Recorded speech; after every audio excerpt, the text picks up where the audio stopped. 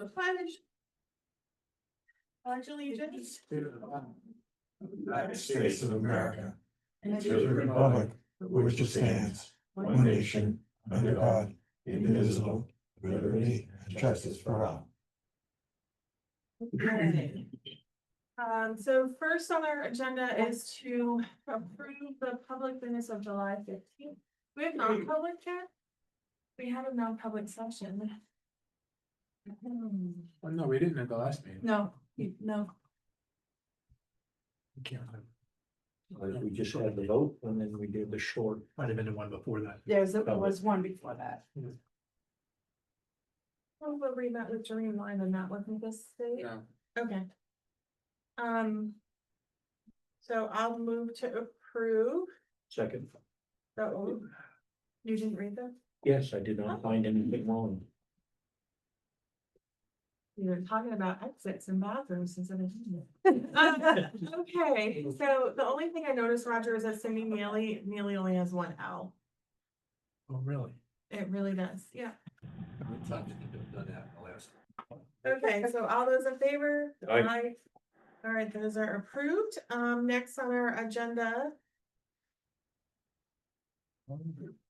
is John Bergeron. To talk about meeting house repairs. Yes, we, It's the agenda, the museum, that was an ad that didn't belong there. It's the museum porch. well, The there's agenda two at items, the meeting house first. there's two items. Oh, it's first, but there wasn't any question. Do you have something for that? Yeah, there's Okay. two items. Sorry. Okay, Don, you have the floor. Okay, we have had successful fundraising. We're over our 200,000 goal. And we have some odd things around the meeting house that we'd like to repair, so. The front door sill, the back door needs painting. The railing out back has got some broken wood, needs to be replaced. The electrical plant panel has wooden rot around the panel.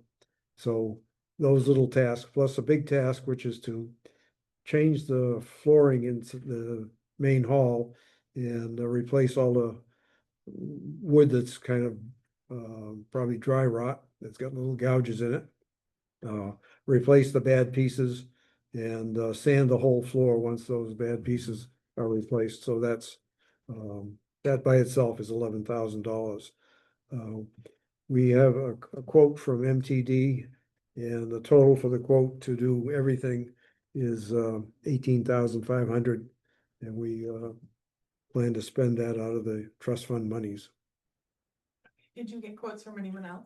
Well, we did not. We talked to Tim Baker, but he wouldn't give us a quote. He said, I can't give you a quote till the fall. Okay, And I did talk to one other one who's, I can't recall his name. He lives on the Lower Canaan Street on the right-hand side as you go up the hill. What's his name? Twombly. I think that's his name, okay. Twombly. Something like that. Right. TD has experience with the historic flooring. I mean, there's, I don't know. and they're replacing it with similar boards. They're gonna use reclaimed lumber. So old barn board. Cut down and sanded down to the right dimensions. And square the edges so you get a tight fit. Okay, so are you looking for approval from us, or are you just letting us know? Letting you know, and Okay. you can veto it if you like. If you're looking to make improvements with money that you fundraise, I know what effect, John, thank you. Yeah. Two thumbs up. All right. Then the other topic is the porch on the museum. That's got some rot. We can see the rot. We don't know how deep it goes into the porch, but we're kind of assuming it's just a couple of beams and some fascia boards. And a quote has been given to us by MTD, and he will open it up and replace those elements. So that's $6,967.80, and that would come out of your accounts, your buildings accounts. So I guess I have Did Michael ever get a chance to look at that? Yeah, he did, but he never gave us a quote. Okay, We don't have to, yeah, we didn't get the quote yet. And I had, Twombly look at it, and I had, Aaron Allen look at it, and this is the only guy I could get a quote out of. So I think before I could vote on it, I would just need to confirm with Carrie on what we have in that account, because I know oftentimes you open things up and then, not you personally, but things are opened up and it becomes much, In that case, we just postpone it till 2025. it is 2025. Oh, it's to 6, sorry. yeah. Yeah, I mean, I don't know what we have left in that account. I don't wanna be in a position where we don't have the funds without moving something else around. That's my Are only you talking about concern. the buildings? Buildings for the repair. Cause that was the only warrant article defeated was money going in.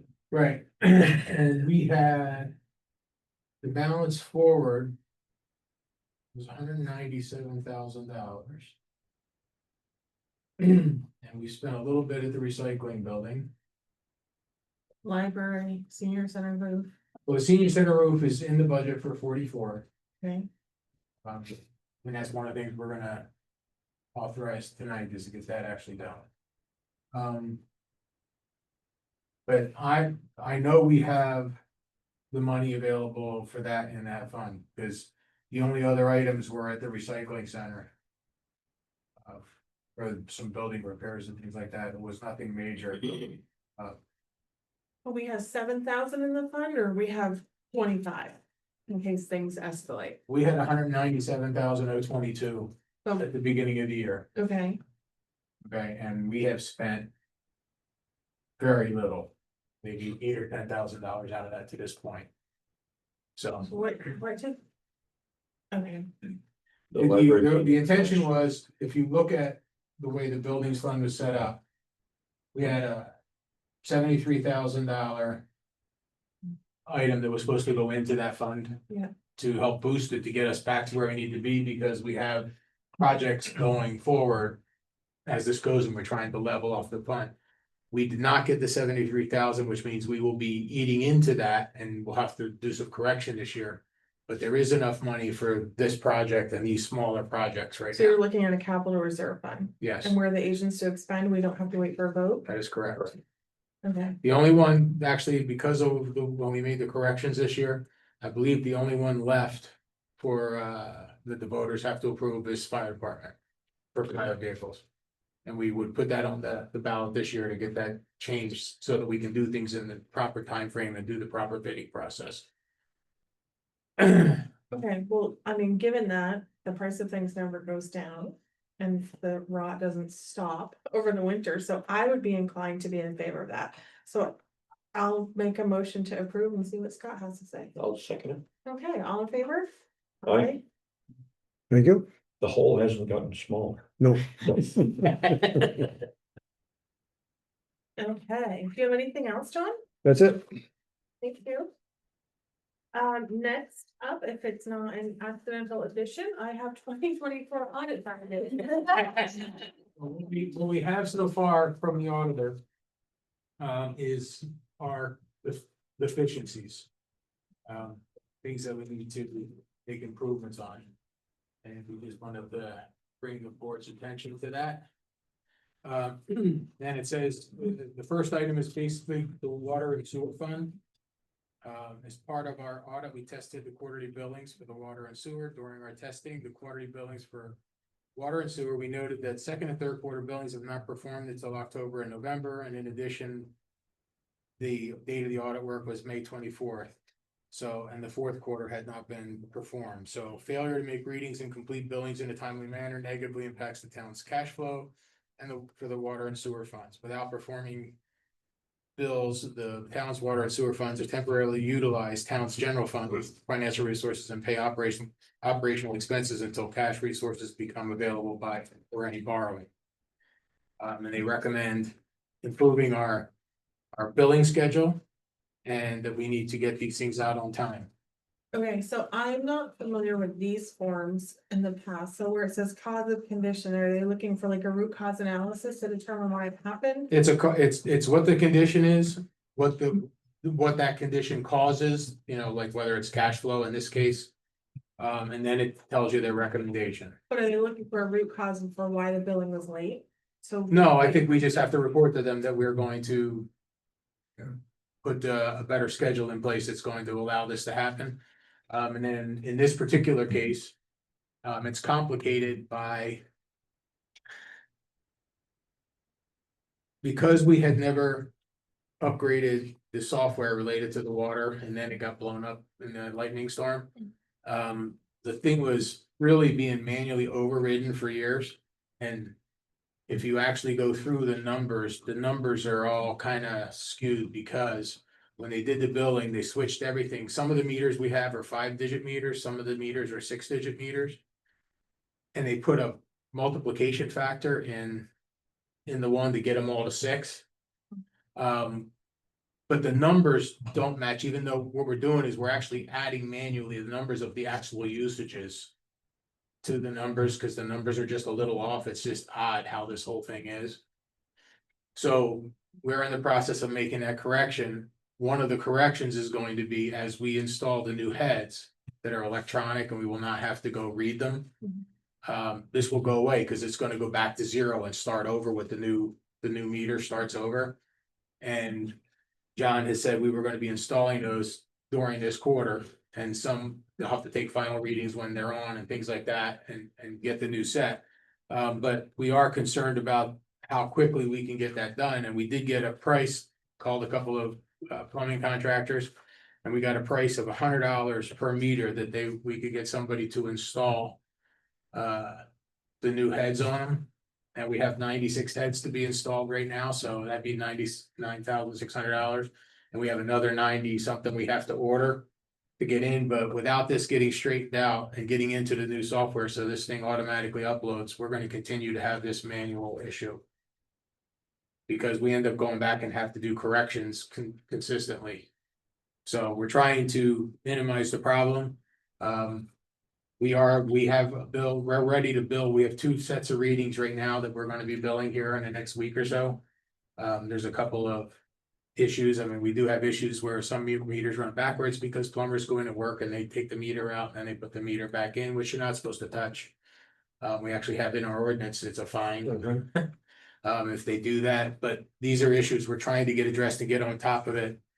But we're trying to get back to a good starting point, and that's really where our issue is. Okay, so So but it that's looks the- like really our issue is the meters, like Yes. even Yes. if we can't get back to a good starting point without those, so that would be what really caused this error, manual process because of the error, the meters. Well, And so- it's meter error, but it was going through, forget the name of the software that we were using. It was going through that and it was dying and not keeping up, and then it was being manipulated as it went into Avatar. And then having to be manually overridden because there was things that just wouldn't make sense. Okay, so And- regardless if we. Avatar can't read the old system. Yeah, so if Yeah. regardless, if these meters are not all replaced, Correct. we can put any system we want in place for controls to try to get it billed on time, and it's probably not gonna work. Well, because there's so many screwed up places with this Okay. that are just like, until we get the start over. We're gonna continue to have issues. Are you asking us to look at this proposal? I'm asking, well, first of all, as the water commission, do we want to spend money to expedite the process, or do you want to review this? We talk about it and see how many we've gotten installed between now and the next meeting, and then make a determination at that time. I think we would need a little more, well, I can't say I would need a little more data, like how long have we been working to install them? How many are installed, And are installed. and over what period of time? Well, the first 10 were installed by the company to show us how to do it. So we've done none. We've done none. And when did the company install the first 10?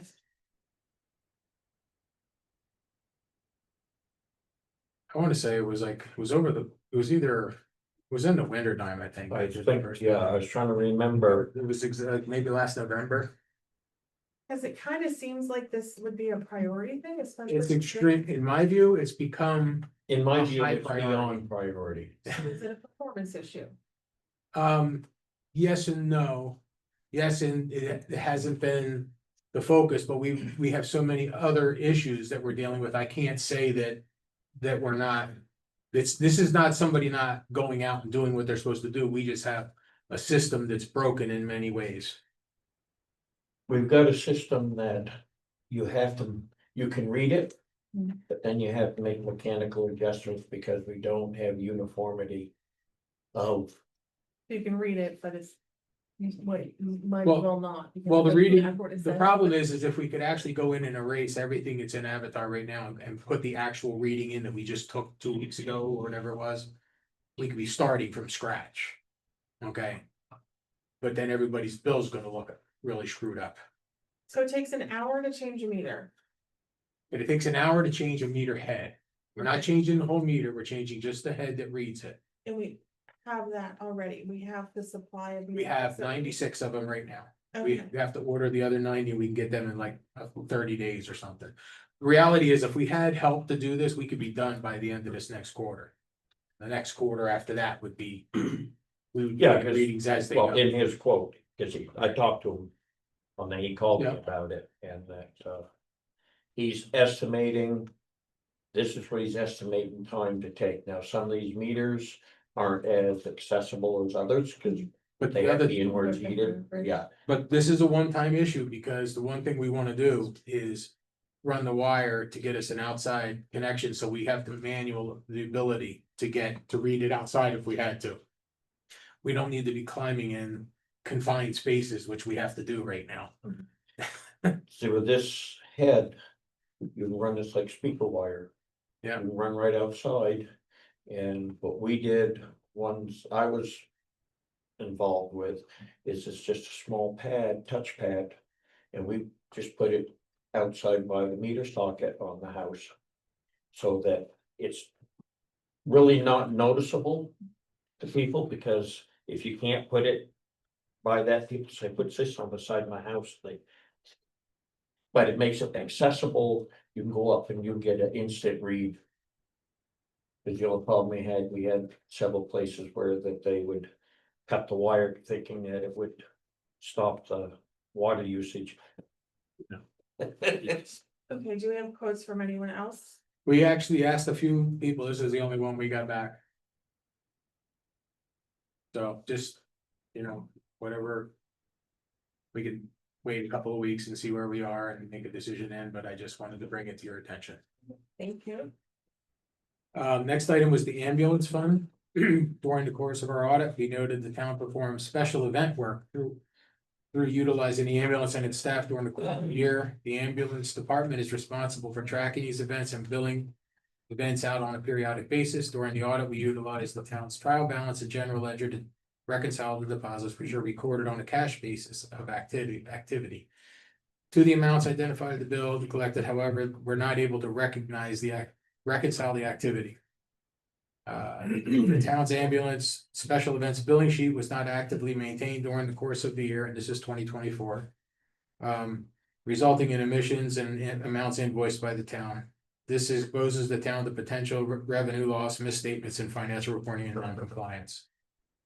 And they recommend that the town implement a centralized log or database to track all special events, including details such as date, types of service, personnel involved, hours worked, and billing status. This log should be maintained and designated by department and reconciled periodically due to ensure all billable events are done. So we're working on implementing that. I was gonna say, my conversation last week. Was ever since our current staff was in place. This was one of the first things worked on was the billing aspect of it. Of course, we've got a new company doing the billing. But the run sheets themselves were brought up to date as far as to do the billing. Yeah, and there was like a delay when we were doing the transfer between companies, but we have been starting to we got like $40,000 last month, so So I think it's coming along. do you assign this to the person managing the ambulance? Yes. Or just say you have to get your corrective action plan and you give them a date and. Yes. Okay. Next is the general water and sewer fund. As part of our audit procedures, we obtained documents related to the tax collector's deposits for the period of January and February of the subsequent year. In obtaining the town tax collector's deposit report, we noted while dates within the system reflect the individual's payment dates, the deposits were not made until the end of the month. And this mostly applies to water, sewer, and the other stuff. The town's tax collector did not make deposits in a timely manner, and the town's tax collector is not in compliance with state law regarding deposit of funds collected. State of New Hampshire law requires tax collectors to remit all money collected to the town treasurer or the town's designee at least on a weekly basis or daily whenever tax receipts exceed $1,500 or more. In addition, failure to record, post, and make deposits daily when funds are collected and remitted increases risk of loss, theft, and misuse. Recommend that the tax collector make deposits daily for all receipts when funds cumulatively total $1,500 or more, which now that we've gone to Avatar, they have to be closed out on each day. And hopefully that we'll be able to do a combined deposit. We used to do separate deposits, water, sewer, and tax. It's basically all one where the accounting system should be able to monitor that process and apply those correctly. Then the other item is all opinion units. Sure, what they do by that. During our audit, we noted the town has a centralized location where by departments leave cash and checks collected for the treasurer. While the location is secured from the public, the area does not have restricted access from the town's employees. In addition, while the town does have a safe where certain deposits are held, the key to access the safe is not located in a restricted area. And lastly, deposits are often made solely on a weekly basis. Department of Revenue collected is brought to a centralized, this is the cause of the condition, is brought to a central location for the town treasurer, which does not have restricted access. And the effect is the potential for loss, theft, and unauthorized access.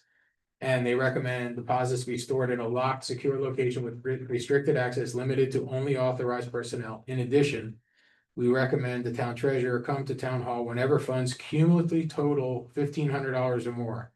In the event that the town treasurer cannot come to the town hall daily, we recommend the town treasurer and board of selectmen develop a policy in which deposit duties are delegated to an individual who is bonded in accordance with RSA 41-6. So it's basically, in either case, we can't have $1,500 or more than $1,500 in town hall overnight anytime.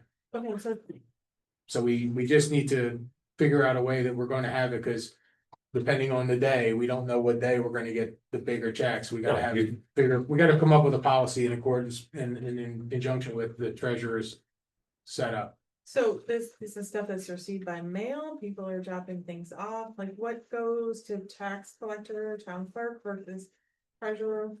How's the treasurer supposed to know? All of the non-tax collection monies go to the treasurer. Okay, That means, anything outside of that. And sometimes we get quite a bit of money in on some things. I mean, it could be let's say it's a timber tax check, it's $51,000 or something, like these kind of things happen. so it comes in the mail and who opens it? Someone at the Timber town tax? office? Well, Or Or whoever. Town clerk. So Oh. let's talk about past money, this, from Canton Elementary School. Okay, That money comes usually about every week, okay, and that's left in an envelope in a mailbox. I think that's So probably it's- the bigger things that's referring to. Right, yeah, it's just any of the bigger checks. We just can't technically have anything over $1,500 in town hall overnight. So we have to develop a policy that says, okay, well, if the treasurer can't be here every day when this money comes in, who's designated to go deposit? It could be the deputy clerk, it could be, it just has to be designated by the treasurer. okay, and so what's the plan to keep this stuff secure though? And until, I mean, I would think you shouldn't even put it in a mailbox, it should immediately go into safety things. Yes. Locked And we don't- Dropbox, a locked Dropbox maybe? We have a locked box that people where they empty it all the time. The issue is at the end of the day, and we have a locked box, but it's not as Not done. secure as it should be. Unfortunately, we've inherited a lot of interesting policies, or not policies, but just habits.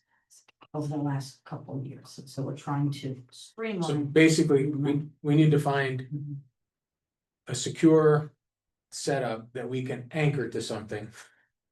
And then make sure that somebody's tracking what the deposits are, so that if it gets, if we're seeing a check that's more than $1,500, it's got to go to the bank that day. The unit would have to be emptied and all the deposits put together and then take it to the bank. And the Dropbox is fine, you know, the issue is they have to be there when you leave the office at the end of the day, they should go to at least the bank's Dropbox. And then the deposit would happen in the morning, but sometimes they're not happening for several days. This is a box you have to unlock, open, put things in and lock back up. Yes, So then you have to determine who has access to the key and keep Correct. that under dual control. It's You kind can of what put it one. sounds like. it's You could put well, one with a door that you put in there like a mailbox that it goes. they're talking into. about the outside one, I'm talking about the inside. I'm talking about inside. You can have one of those too. Oh, I understand that, but the thing is, That's just somebody an has, example of a mailbox But where people somebody- trump it in, but only one person has the key to take it out. Can't well, give there has to everybody a be, key to well, what put we're it- saying is, it has to be more than one person, but yeah, we have to get a better security setup. Yeah. And then develop a policy as well. Deb is the town treasurer, she would be able to go in there and do this. But in her absence, who is the second person that if monies are going in there that can go make the deposit? We have to have that ability. I would think that Deb would have a key and the other key would be under dual control and some other kind of lock Correct. that, yeah. But So it's right not now- just one person accessing Yeah. it. And right now, the problem is. Kind of everybody knows what it is. Yeah. You I don't. You also can have a nice bag with the bank that's a different color, it's a red bag, and you put cash in it, you drop it, and they hold it at the bank until you go in and retrieve it. And there's that option too. Well, yeah, and this is, what we have to do is come up with a procedure and a policy that's gonna make this work. So these are the recommendations that the auditor's making. Yeah. We want to address those. Can we deposit, Stretching, No, I'm just stretching. okay. Yeah. can we deposit checks by smartphone like the personal accounts can do? Well, Not for the town stuff unless they had the remote deposit capture and had their own scanner, but. just so you know, we have now with our new website.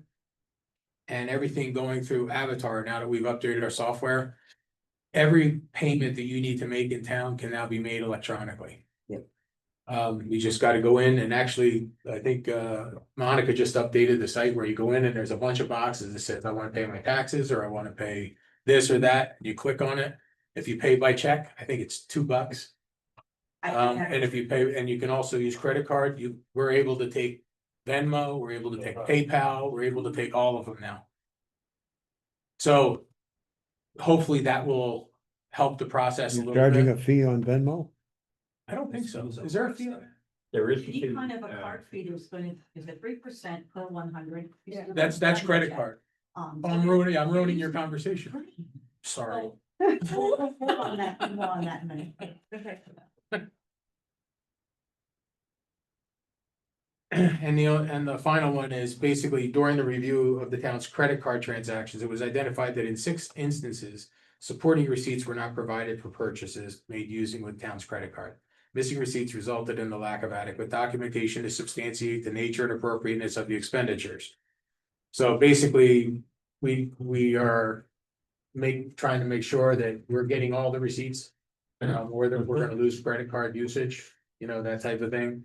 And we're just, basically the recommendation is to reinforce its credit card policy by requiring all cardholders to submit itemized receipts for every transaction.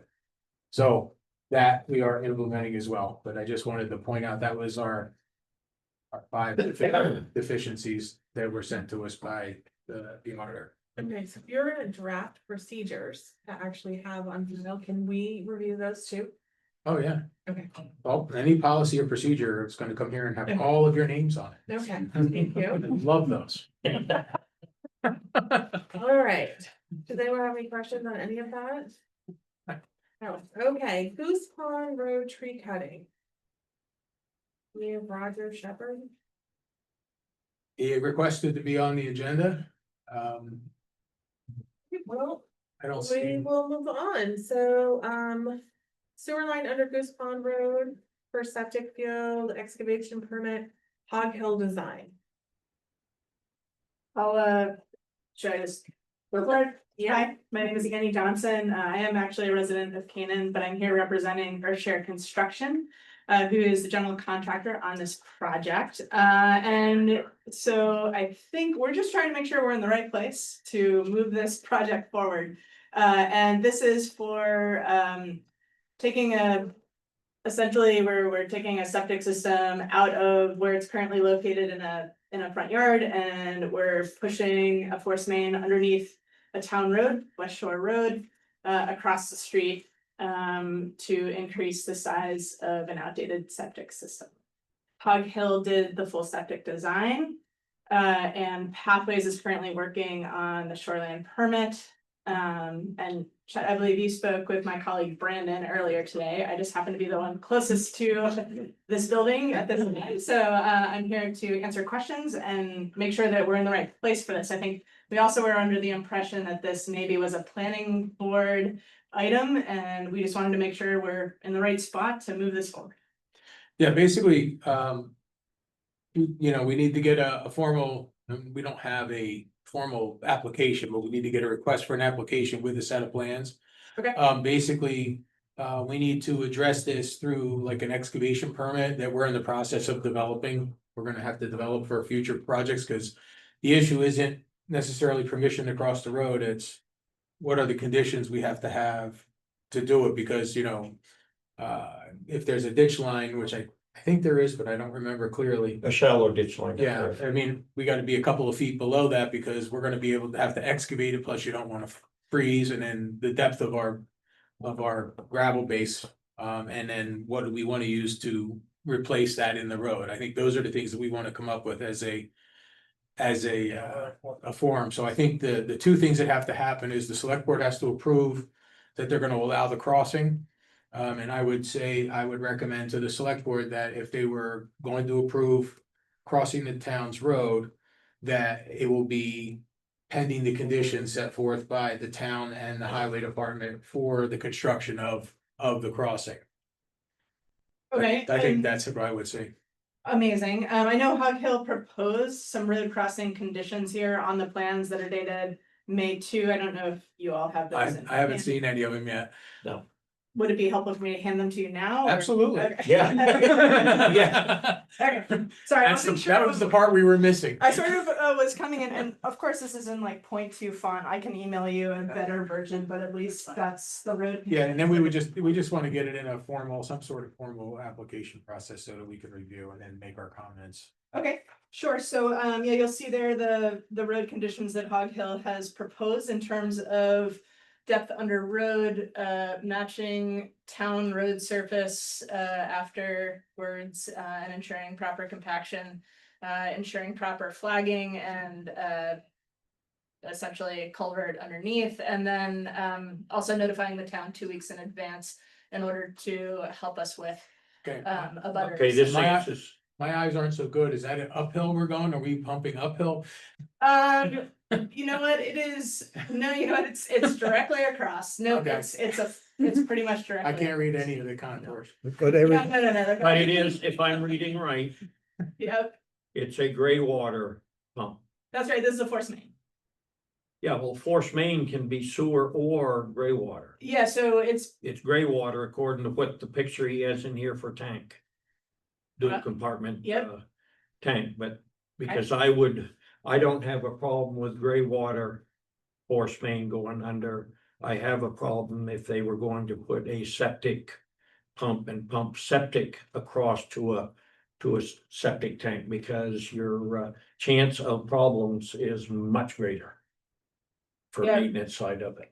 But yeah, and I think the tank is on, yeah, the tank is over at the house. that's right, tank is over at the house, so this is just the effluent, yeah. Yeah, with what I can see, which is supposed to be accurate on the drawing, it's a dual chamber. Yep. Gray water pump, Yep, and because the gray water pump properly installed, that gray water line will not remain with effluent in it. It is set up to drain one way or the other, so it clears itself in between, so releases any freezing problem would be under the road. And I see you have the 4 foot of cover. And that would be from the deepest spot, which means bottom of ditch. That's right. Yeah. Yep. You know, I just wanna make sure, cause that could be ugly. John. Planning board member, does any of this fall under your purview? Oh, we talked about this earlier before the meeting started, and the planning board has an excavation policy, and we have forms, and we have all, the whole pile of stuff. But it doesn't apply because it's only for gravel pits which sell the material. Okay. But I just looked on the internet and DOT has an excavation permit. Yes, A different kind of excavation permit, which sort of fits this need. Yeah. And I suspect this is a 7-page form. Most of the form is what you can't do, but the. yeah. So I think we could take this form and strike off NHDOT and put Canaan on the front. Yeah, I mean, that's basically what we were gonna have to do, so. You know, we'll use the DOT excavation permit as our. DOT's typically has a lot of boilerplate. Yeah. Talk in that 7 pages, about Right. 5 pages of boilerplate. So, yeah, I don't have any concern about doing the work, it's just about. Putting the road back the way it's supposed to be and making sure everything's clear. Yeah, and we'll just need to make sure the sleeve is going to have to extend.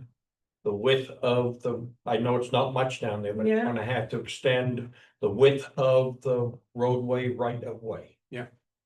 And the other thing is. which is you're- standard. You mentioned they're doing the shoreland protection permitting. That and the wastewater permit should be attached to this when we get that. Yeah, I think we've been wondering about the chicken or the egg. Everyone keeps telling us this is step one and then Pathways won't, they won't submit shoreland until you've approved the line under the road. So I just want to make sure. Well, they're gonna give the approval, I would expect the select board may give the approval that you can do it. Okay. Conditioned upon submitting the excavation permit for the Right. conditions. That's how I would recommend it. Okay, so we'll attach the permit or the shoreland docs as they are. Yeah, basically, it's just that, we don't wanna issue permits across the road when there's violations, you know? Yes, of Like course. it's that kind of thing. Okay. I think we have a question from Bob And first. I'm just curious, but I can't see, but you guys said uphill, is the extension going away from the lake? That's right. Okay. That's, Yes, yeah, fully away. That's all. this is the whole purpose of this is because To of get it. shoreline protection. No, I get you. Is to get away out of the 50-foot into the 200. Yeah, so it's set ways back. Yep. I do appreciate that. Okay, so I think I'm just gonna repeat back to make sure that I'm gonna do my job well this week, so. I'll make sure you have copies of what you're holding in your hand, and then you'll get me an excavation permit. Yeah. Application that we'll submit. Yeah. And then we'll submit that for your approval, and then pending, the shoreland protection permit and, Right.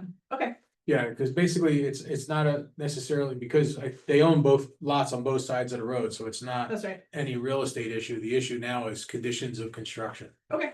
I think that's really where we are. So you said excavation, wastewater and shoreline, Shoreland. Yes, shoreline, right?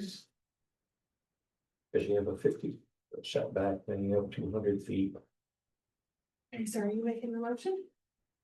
I will move that we allow them to go forward pending receiving. Approval pending receiving the Excavation. permit, excavation, Shoreland shoreline protection. And the protection wastewater and permit. wastewater. I'll second that. All in favor? I, Aye. He tells you have to call me if he's got any questions. Okay, you got it. Thanks, Jeff. Okay. Are you on duty right now, working? Okay, I'm gonna move you up on the agenda because we have you much further down, so I'm gonna jump up to police ballistic vest and active shooter kit. Okay, I appreciate that. You gonna present or? If you want to read. Well, I just want to give the background to it. Basically, there's a couple things. We've had, again, this year, we've been understaffed for a lot of the year, especially on the police side. And there's some additional funds and we're running into some issues that we're finding that we are way out of compliance with. That we wanna, this is the time to take care of them. We do have the funds available to do it. And there's like 10 or 12 items. But one of the items that came up was the ballistic vests that the police are using. I talked to Matt today, he said his is 9 years old, the useful life is typically 5. Like everything's And I can- beyond, And I can touch on it's that. time, yeah, and then he can talk to you about the specifics, but. Basically, it's like $16,000 and the purchase order is on your desk there to sign. We're recommending, based on having additional funds that we think that it makes a lot of sense to do that and he can give you the Was specifics. my question, was the purchase order for the, like these ballistic vests, or was it for the plate carriers? It's for the active shooter kits and the ballistic vests. Okay, alright.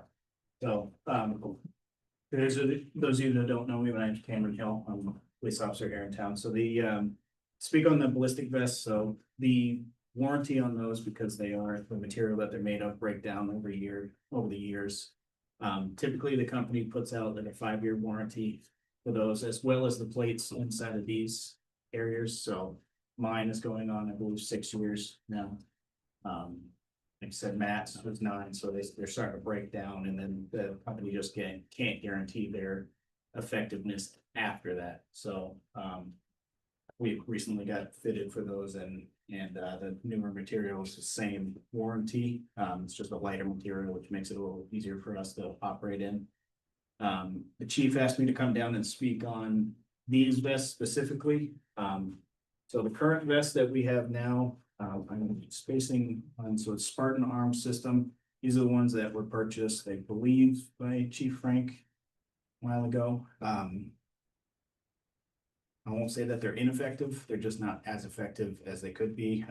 One of the main issues, and if anybody wants, I can walk around and let you feel the weight of this one. I mean, it's like, it's super heavy, the metal plates that are in there. I've been to several active shooter type instances with this kit, and I'd say probably 20 minutes into it, I'm just slumping down like this and make it very ineffective to draw and fire weapon if need be. I've been to active shooter trainings wearing this and doing like casualty care is very difficult with the kit this size. This one, like I said, it's not completely ineffective. It gets the job done. There's just a lot of excess material, especially on here. Makes it difficult to like move around, especially with like us having everything on our belt. Usually we just what I do is take the camera off and radio, and then throw this over, put my camera on this plate and strap my radio on. So I'm wearing all this plus that on top. Makes it very difficult with this excess material here, especially, you know, all of our belts are set up a little different, but like if I needed to deploy my taser during that or grab a tourniquet or to reload with this magazine, makes it very difficult. Another thing with these ones is that you can see, and I don't know, can everybody see these decent? So the magazines on this one are up much higher. So reloads are definitely not as easy. Being the firearms instructor here, I've had our guys wearing this during the range a few times, and what I've noticed is, you know, when they're drawing, they're having to come up here and doing this, so it's not as effective. You can't get a good line of sight while you're operating a weapon system. Moving on to this one, so this is my personal one that I purchased and presented to Ryan, which kind of got this ball rolling. As you can see, I mean, this one I can hold with 2 fingers very comfortably. The plates in this one are ceramic plated, which is the same 5-year lifespan as like the ballistic vest I'm wearing now. This one, which I can take apart and show you guys.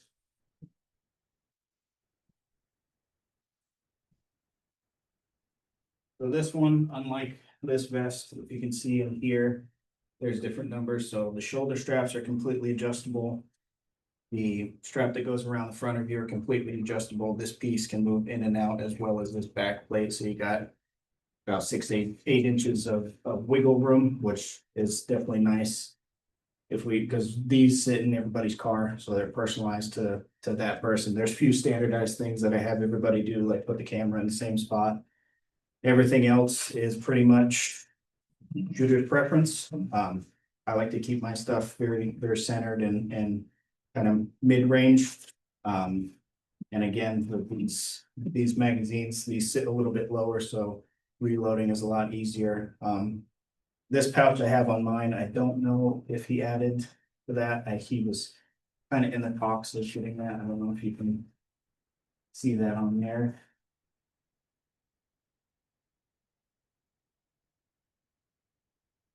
Okay. Awesome, thank you. Sorry, I didn't have that prepared, but so this pouch here, again, this is my personal one. This wasn't one thing that I think we brought up. I know he's kind of tossed around the idea of maybe doing that further down the road. You know, it's nice. You can put different medical items in there if need be, notebooks, whatever you need. So as we've seen from like active fuel trainings, you always end up forgetting something. So having just a place to throw stuff in there is nice. These straps on the side here, these are the ones that come with it, but there's extra magazine spaces. There's other ones that we could order to put more medical items on there. There's actual medical pouches that you can buy. There's different handgun magazine pouches. There's tons of things that you can do to make these more custom fit to our needs rather than this that's kind of you get what you get. But the biggest thing, I think which we've all discussed in using this, especially while I've been the firearms instructor, is just simply the wear and tear that you get wearing that. I mean, we had an instance at Hypotherm a couple of years ago where we were all out there for a few hours, and I know me and Ryan and I believe Amanda were all there, and we were absolutely destroyed by the end of that. Our shoulders were killing us. Me and Amanda had to work the rest of that night, and I think we were tired the rest of the night. It's just very taxing wearing a kit like that. Gotta wait them out. Yeah, so just the application of this one, it gets the job done. It's just not it's not modular enough where we could like change stuff if we get newer equipment. It's harder to change things on this one. This one is lighter, has a ceramic plates, which cuts down the weight significantly. These ones have the solid steel plates. The shoulder straps are more contoured, so they'll actually adjust to you when you put them on, especially already having a strap on your shoulder with the ballistic vest. This one being curved in and a little wider and not as much material digging into your shoulder definitely helps. Just trying to think if there's anything else. There is also options, which this one has, which when I took over, I had them take it out just due to the sheer weight. There is extra metal plates that go in the side pouch here, but due to the severe weight, it was just, we did a few drills at the range and it was just very difficult for movement wise, very difficult wear and tear. It was hard to get the job done well with a system like this. This one has that option as well to add in there. Again, it would be the ceramic plates, which would cut down. They are smaller. The pouches that we would put on there if we ended up doing that are more adjustable. So like, as you can see, I have so much stuff on the side of me that if I needed to move it forward or backwards, I could, whereas I couldn't do that with this. That's about all I have for that. Does anybody have any questions on this? I do. Yes. Sorry, Bob. I- Sorry. No priority. I didn't think I could pick, so it's. You know, if you rated, do they have certain ratings for Yes. life safety, and is this one rated less because it has So less weight? it's the exact same, there's different levels to the plate, so this will stop the same caliber Okay, as this one. The only difference is and the companies put this on there as well, the only difference is the amount of rounds that this plate can take. So as opposed to like, I don't forget the numbers, I'd have to look, but say if like this one could take 3 or 4 hits, this one maybe 2. But again, you know, I had these all deployment, and if I had to wear this for more than 4 hours a day, it would just be very difficult to do anything in those. Like I said, a few active shooter situations. This one is basically military grade. Yeah, so it's the same level plates I had. Yeah. It's a level 4. I believe that's what he added in there. But the biggest thing is just cutting down on the weight and being more capable to do stuff with wearing this when you're in those situations. okay, But they are rated for the same. I just believe it's the amount. Okay, and the rest of. Well, I think what, the other 2 or 3 officers are assigned with this? Yeah, so I brought, we actually just had our department qualifications and I brought this to them. Had them wear it, or not wear it, because I think I'm one of the smaller ones there, so. I don't think this would have fit, especially with this, like I said, this one's my personal one, so I got a little smaller because I'm not gonna be wearing it with this underneath it. Ones that we would be purchasing are a little bit bigger, therefore we can adjust them more, so like each person can tailor it to fit better on them, whereas like this one, we're very limited with that, it's kind of like you can tighten it, that's about it, like the shoulders can't move them that much. But yes, everybody seemed to like those and want to go with them, and like I said, the biggest thing was just the weight, because I think everybody here has been in some sort of situation where we've had to wear these, and the biggest complaint is just how taxing it is to wear. How much does the belt weigh with everything on it? To be honest, I don't know, but it's Quite a bit, right? noticeable with, Yeah. it's noticeable with that one. Okay, then there are 2 things on here that are crossed out, which I think you kind of alluded to. What? That can you one was. Describe what those are, So and that one, I don't. is it just from a cost perspective, So I or think- is it? And this was when we got fitted for the actual ballistic vest, so so this one was, I was talking about the pouch. So I don't know if he's still gonna go with that or not, him and I have still kind of been in talks with it, but for this one was for the ballistic vest. So those were just extra pouches that the guy had quoted us, he had shown me, so I don't know if he's still going forward with that. Okay, so potentially though, you just have the little zipper pouch. Potentially, yeah. Like I said, I had talked to him briefly because I had presented these two and sent him the link for that, so. He just, I think that's where he wanted me to bring this one to, is if that's the same thing that's down here. I mean, how much more do you think it would be? Do you remember when you were looking at pricing? I thought this a couple months ago, I could look and get back to you.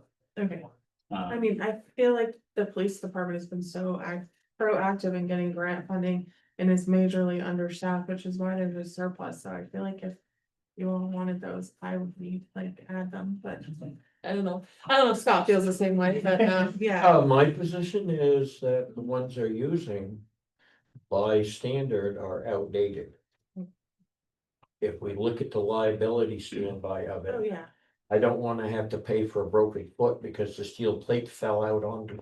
So I'm talking about adding, a little add-on in the front where. Yeah, it's-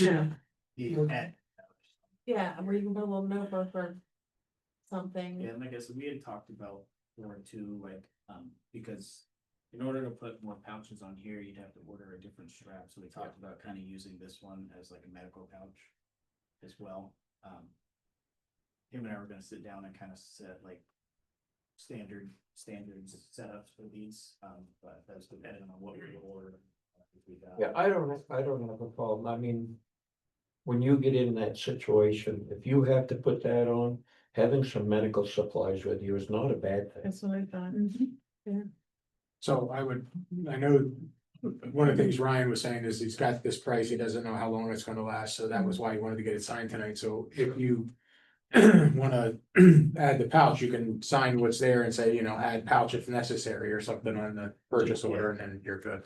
Yeah, cause like, when I had purchased this one, there was a different sale, so I had to order these separately, I think the one that he ordered is together. So, like mine has to, you have to weave in through the back here on top of the magazine pouches, so. When him and I were pricing those out, I was like, well, they have them now, so that's. Yeah. Wow. Can that pouch go somewhere else besides right in front? Cause if you do, God forbid, if you do catch around. Whatever you have, the pouch isn't useful anymore, it's probably got a bullet through it. Not for this one specifically, Okay. you can order additional pouches if you get the different strap here. But here's the hope, we never have to worry about that. Right. I think if I get shot, I can let go of the candy I have stuck in there. But, yeah, so, does anybody want to feel the weight comparison? I know I talked about it a little. Check it out. Figured out what's there. They're heavy. I do, I might give this much. Yeah, so this is what we're running in.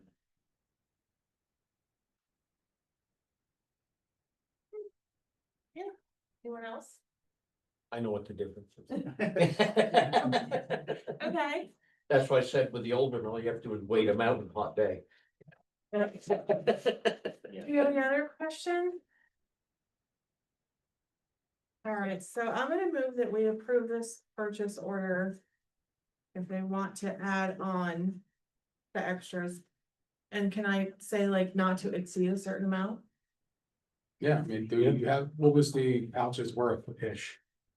I'm just, what if we just, what if I, So I think the quote he had on there, I didn't have the copies of what that he sent you for the, just the active shooter. So that actually, so I think that's with the, I think that's, I think that's that. yeah, so. Thank you, John. On it. I haven't. I just- Okay. Got that with those, and just if there's any that, if we went without that pouch, you would save a little bit of money. All right. No, at least saving money is the issue today. Saving officers is. Appreciate that. Yeah, so I mean, the purchase order summary, just to make everyone aware, says, you know, because of a vacancy in the department, so we have. We have a couple of, well, there's vacancy plus I think somebody's still at academy. Yeah. So we have basically 2 officers that have been covering nights, weekends, everything, working a ton of hours. And then, like I said, they've been proactive in getting grant funding, so they're underspent by about 100,000. So I'm gonna make a motion that we approve this if they need any others that they were trying to save money for. Anything else that goes with it that they can add it on, not to exceed 20,000. 1 second then. Okay. Make a All in note. favor? Aye. Good call. Good. And these are resistant to water balloons thrown by teenagers? The smashed windshield? Right. One thing I forgot to say too is they are gonna order these in black. They'll still look like this. Professional. And Yeah, I was just a little, I kinda like the camera. yeah. I'm going to ask the select board to entertain something that wasn't on the agenda in the same light as this is emergency services type things. As today, we have our fire chief and assistant chief here. We lost 1,900 feet of fire hose today that failed all of its inspections. And we have currently 2 trucks with no hoses on them. And the other truck is a different size and not as compatible, so we're gonna make this correction an emergency, and we do have. Somewhere between $300,000 and $400,000 right now that we're under budget overall town-wide. So we have to spend about $28,000. And $28,044 to get all of our hoses upgraded. They have not been tested since 2018. So we thought we were gonna have some time, we were gonna. Well, every time you test them, this happened. We were looking at getting this into Yeah. the program and getting a replacement, but we actually found that we're like out right now, so we would ask that the select board authorize the purchase of those. Especially since I authorized the 2 trucks that have no hoses on them, that we get those. Yeah, but I mean, we have to, how many was it? It was 1,900 that failed, we have the other stuff that's all 5-inch instead of 4. And it's going to be failing soon, so we thought we should just outfit the trucks Thank you. this time.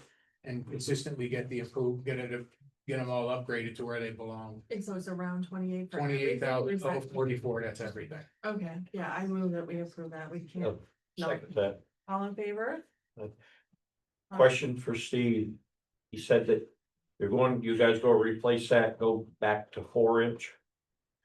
Are you all set on the adapters? That's including everything. that Okay. should put us right. Because I was gonna say, the Upper Valley was predominantly 4-inch back when this was all started. Yeah, And I don't know of them, are they still running 4-inch predominantly?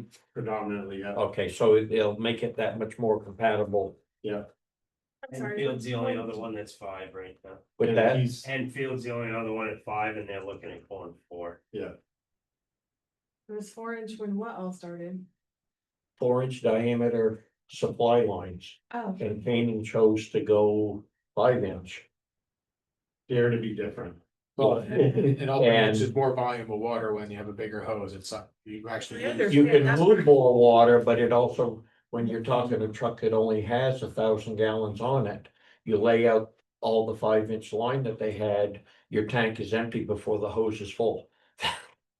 And the difference, like, so the difference is too, is like a 5-inch will run at 200 PSI and a 4-inch will go at 250 PSI. So when you're looking at the volume it's moving, it is so close that even if you outdo the 5-inch, you would still be running another line anyways. So for us, the cut down in weight and the ability to put some more hose on the bed if we needed to. Well, that's what I was saying, Get, the number of feet you can carry. Yeah. The ease of handling for the help. The weight difference per foot. Yeah. On it.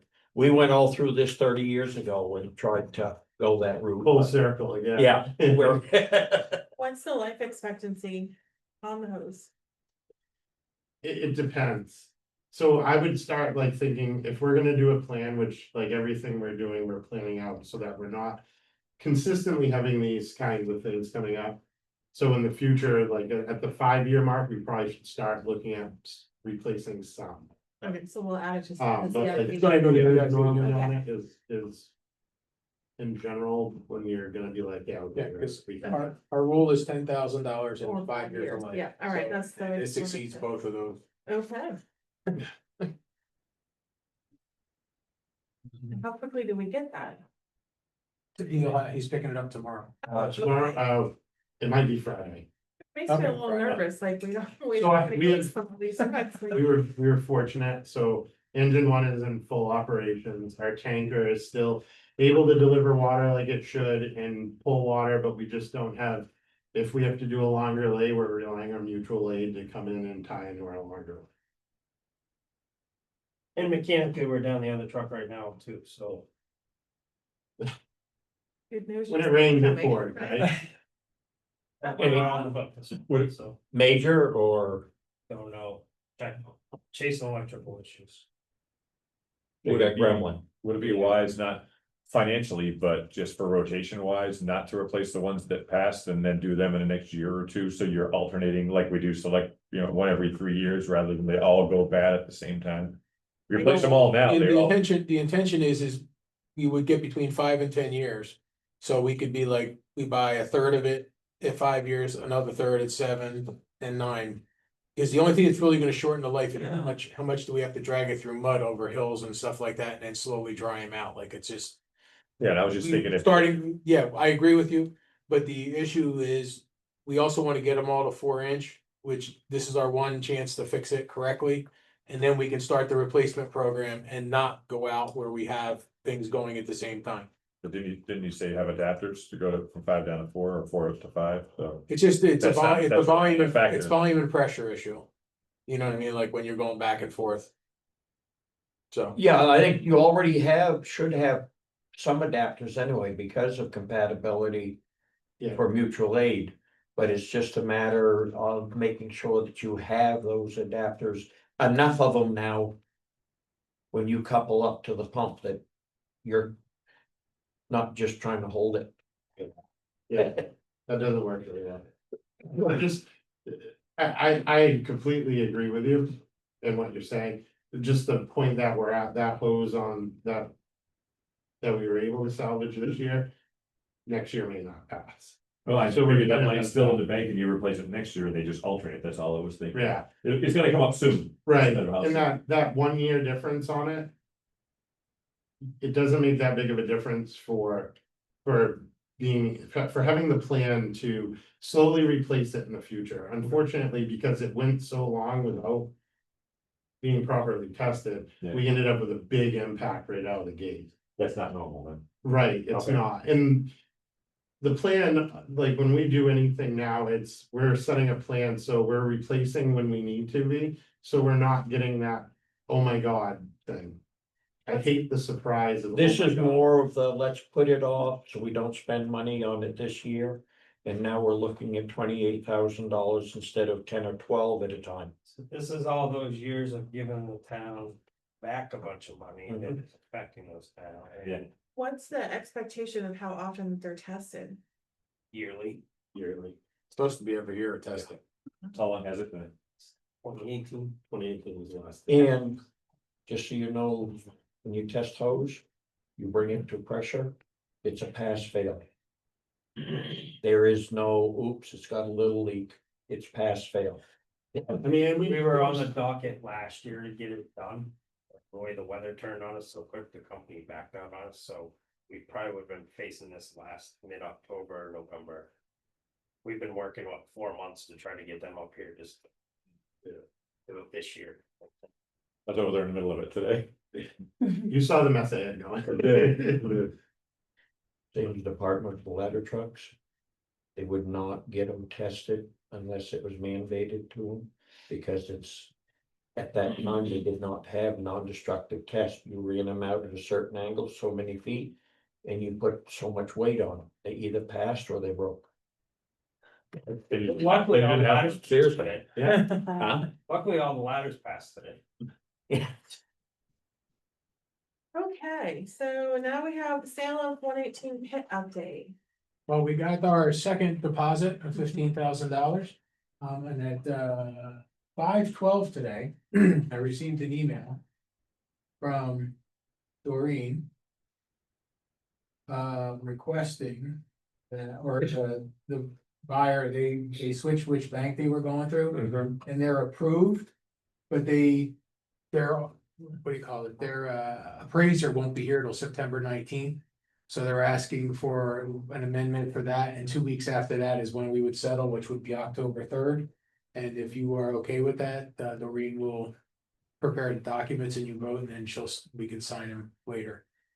October 3rd. What was the original closing date? I believe it was the maybe beginning of September, but I can't remember. It was 60 days early, after early to October. mid September. September. It's about 3 or 4 weeks out from where it was. Yeah, I mean, I move that we accept that. I'll second it. All in favor? Aye. We'll tell Doreen to do it, and then with you guys, now that you voted, you can just sign it when she has the document prepared. Okay, all right, Anne Labrie. Hello, Hi, do you wanna come up here so you're closer to the microphone? I will stand and speak loud. Okay. Okay, so I think tonight's theme, part of it is kind of trying to, fix and look at doing some things that are in better processes, whether it be depositing differently, maybe inspecting hoses and so on. So along with all of that, and trying to align with how the state does things and so on, and try to keep things moving at the office and for everybody's sake, those that are waiting and those of us that are trying to help. We're trying to just make a statement to let everybody know that moving forward, when somebody comes in to register their car, say they are renewing their car and they've got 10 registrations, they bring all their registrations with them. Or we are moving forward with our new software, we're gonna go back to the habit of mailing reminders out. So somebody could just bring in the reminder with their registration and for registration purposes, or they could print their email notice. So we're trying to come at it in multiple ways to make it efficient for everybody that has multiple vehicles to just bring in maybe one paper, or they can dig out all their registrations, however they want to do it. And along with their driver's license. So when they come to the office, we can help them as quickly as possible so they can, move on their way and so on. So along with software, like Chet had mentioned, we have Invoice Cloud, which is not quite finished. It's mostly there, but still not quite there, and that'll get finalized this week as we understand the rest of the process with all of the changes that we've made with computer software for registrations and for dogs. So it is nice, as Chet mentioned, we don't just have to have a physical card now. We can also take, people, everybody's got everything on their phone now. They can just do Venmo, PayPal, Google Pay. There's a PayPal credit card, Apple Pay, along with all the traditional credit cards. Those are all, we'll just say 3% or $3 per 100. There is even an option for an EFT/ACH transfer for $1.15. So we're trying to offer quite a variety of payment options. It still has to be processed at the office and mailed out, but that will at least help maybe for some things. So that means Invoice Cloud is in, and like Monica said, they've got it out there on the website, but EB2Gov is still hovering in the background and processing the last few of those online registrations. I just wanted on record that as of the end of this week, there will be no more EB2Gov, so everybody's gonna have to switch over to the Invoice Cloud. Along with that, with trying to just try to adjust some habits that we've had. The state has really become quite strict, I guess, with bill of sales. So again, I want to just mention, my deputy Christina, who is just awesome, by the way, we've developed 2 bill of sales that we keep in the office and we have them to hand out. One for any kind of a motor vehicle or a trailer and the other for boat. So many things are coming in, could be on a napkin, could be on a slip of paper that has, I, John Smith, sell one, here's a VIN number and to Michael Smith. Well, the state says we need way more information than that. So we've gone ahead, like I said, we've made copies of bill of sales and people are welcome to drop by and pick one up to help them move forward and make it easier so the state won't be reaching out to them looking for extra paperwork. Is that something that you'll be able to offer online that somebody can print? So this is what I was thinking. just gonna ask that same I'm gonna question. talk to Monica tomorrow and ask if we could just put them on the website. We'll mention it in the newsletter. And absolutely, they can print them out and they'll have them in hand. I mean, it saves one trip to you Yes. waiting in line. Yeah, we have them currently both at Christina's spot and on my desk. And people are grabbing them as they come in. Can I have one? I said, please take it, because it makes all of our jobs easier. And again, it's just quicker for the customer too. Because if they have what they need, that means the state doesn't have to reach out and bug them about anything else. Okay, so there's that. I like that. Thank you. But I have a special request. So I've been leaving after dark a few times and I just would like to ask for some lighting. It's pitch black out back. So that means anybody leaving out back from the library or from the town offices, there is no light. There's no light above the back door. There's no lights on the wall of the library. There's lighting there, it's just not working. Okay, so I really would request that we get that fixed, especially when they start to do the other thing. But along with that, a bunch of years ago, the select board asked for every other streetlight to be turned off. I remember. And I find doing deposits after dark, it is so dark from the bank. Okay, when you come out, exiting after doing a night drop off. And all the way through town and towards the pizza place, there's an awful lot of activity, especially right through the center of town. Right now, the smokehouse brings in a lot of people, the library, there are people constantly cracking through there, but the lighting is terrible. Those little lights are pretty. There's actually at least one out, maybe 2, but it's just too dark. So before somebody gets hurt, I was hoping that we could look at changing the bulbs, because I believe we've never gone forward and put the energy efficient bulbs in there. And to turn lights back on to the really busy part of town. My understanding was, because I went down through, the lights are all on. But my understanding is that they were turned down to like 50 or 60% of the light being emitted from them. I don't know what it is, I just know. I know they're Late dim. night deposits at the bank, it's so dark, and I know a lot of activity, and I've seen kids on skateboards and whatnot coming by, and because of, it is a popular spot, and again, all the way through, I've seen people, I pulled out one night and somebody had a dark coat on, and they were crossing the road by the library, and if he hadn't turned, he was basically invisible, okay? Because Chet and I had this discussion about them. We were trying to find out Mhm. what can be done. We were told that they had been turned down. I But thought they had turned nobody's off got every back to other us what light, can you be know? done, because one of my question areas is by the Methodist Church, because it's your bus stop. And that's another spot. Thank you for that. I forgot about that part. Right. So I just think before somebody gets hurt and while we have time to look into it, so I appreciate your time. Yeah, so I don't know if you need a motion, but I think we should definitely Look get at the the lighting. back Yeah. light fixed for sure, first of all, and then See if it's if just a we can bulb. get some information from. I don't know, is it Liberty? Yes. That- Yes. About, Yes, Liberty is about to Yeah. do. The last I asked, they were in a changeover, some help. And the one I was talking to didn't know. Because they were just a fill. And how many lights do we think were turned off or down? I just thought, I was told that it was like almost every other light had been turned off, trying to save electrical. I don't see which one. Cost and so on. There's not. there's, much I like- did not find any of them out, Okay, but I did find that most of them are dimmer.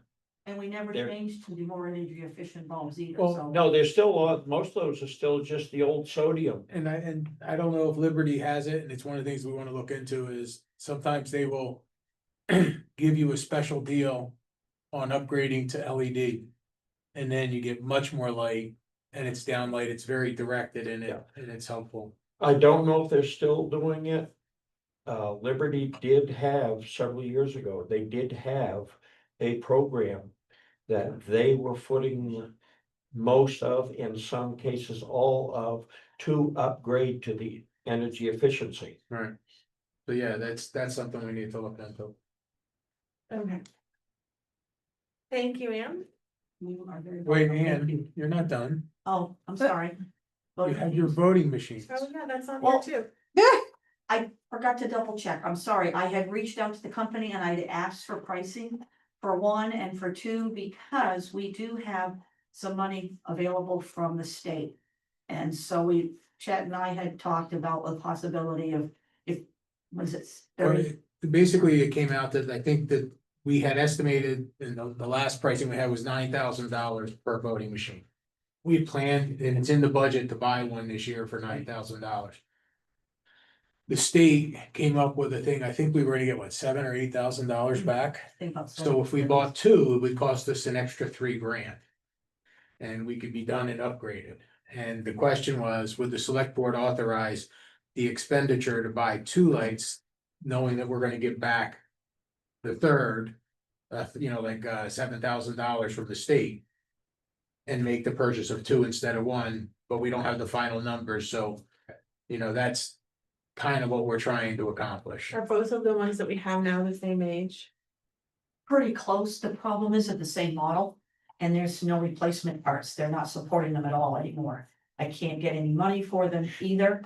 So we stated approved. Everything is just falling. Like this, no, so this is good. Well, we had the budget to buy one this year and do the rotation, but now if they offer a grant, I think we I should mean, the take state advantage is of that saying grant. goodbye to the old LHS models and we've approved 3. And so I've taken Dale Barney with me and he and I went to Hanover and watched it being used and were able to ask some questions and Dale's comfortable with going with the new machines. They're a different style in the respect of the report printout. But it's still just feed the card through. It takes a split second longer because it's actually taking a picture of the top and bottom. Okay, so, and at the end of the night, instead of rolling out like this adding machine tape kind of thing, it's an actual 8.5 by 11 sheet of paper. Wow. There's it's a computer laptop part that comes with it also, so all the write-ins. Actually, you can see on the laptop. And it shows just that section that's written in, or you can look at the whole ballot. You have a lot of options, but. This is the one that we were looking at, and again, it's nice knowing the state's gonna give us some money back. So the procedure is we would have to buy the machines, and once they have the invoice, we send everything to the state. And they'll send us. Yeah, then they reimburse. Yeah, Do we think we can get reimbursed this calendar year? yes. I mean, I'm that was what hoping they if I could discussed. just get them to move, because I made the call a couple weeks ago to ask for them, and I got the email back that they were gonna send, Ben was gonna do it, and Ben hasn't sent me anything, so I'll be after him, but I think a lot of towns are moving this way, from what I understand, because we're being forced to change anyways. I just wanna see if we can get it in place before the next election.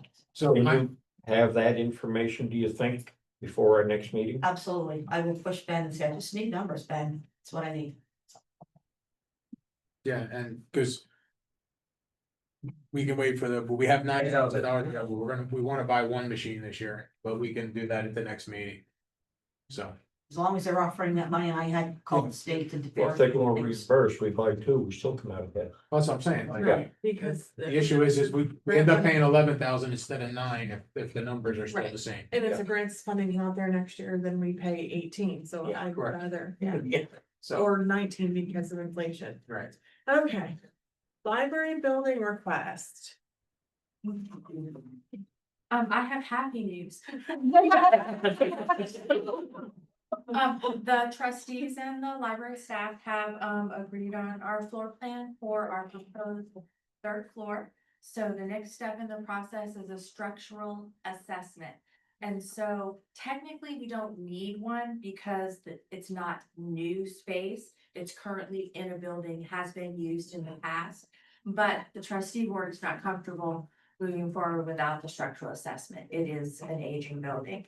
So, our architect has a structural engineer that he's worked with before who has said that they would do it for $4,500. The trustee board has approved the expense. So I'm here to get permission from the select board because it will require selective investigation. So they're going to need to see a couple of the floor beams. They're gonna need to see where the carrier beam is on the frame of the building. So happily, again, many of those cutaways are already there from the last time that this was done before the upstairs was brought up to code with electrical and fire. So there are some of those still there. We have somebody who is willing to walk around with the structural engineer and make small, what is our word? Selective investigation. And so question, can we get approval to do this sort of assessment in knowing that there are going to be small cuts? We can repair what we do. However, if we do move forward, those are probably gonna need to be seen by the builder anyways. And then would you like our person to be there with little cutter, or do you want town staff there for that? We're comfortable doing it. We've got a couple people who have offered. So two things. Can we go ahead and do this? And then selective investigation. I'd like to see somebody cutting a hole that's pretty sure what's behind it. Has a meter to check, make sure there's no electrical current or anything. 100%, we're not gonna go in blind. and my question is, I don't know how it has been done in the past. But who is the contract written to? Because technically it should be written to the town when it's the building.